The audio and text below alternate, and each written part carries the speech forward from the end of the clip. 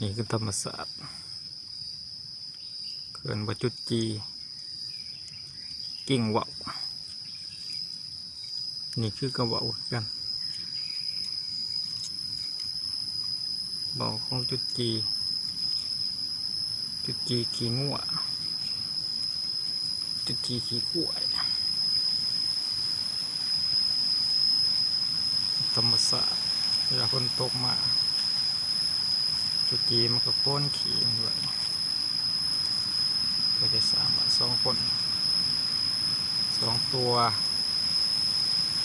ซอยกันกิ่งว่าวกิ่งที่เคยได้บ่นให้เจ้ามันสางห้องห้างที่เปิงต่อยาสุดีลอกขาดม้วนตุดินบอดีไผ่ผัวมัวเมาขานกลางเว้นบต่างต่อโมมีวันสิโพพอเงินด่านขาสูงฐานเอ้ยขอจะเดินผ่อนเด้อเดินสุขจะเดินผ่อนไปมาเห็นคลิปนี้ทุกโศกดีพอก่อนเงินก่อนคำโดยกันบดทุกท่านทุกคนด้วยเถิดสาธุ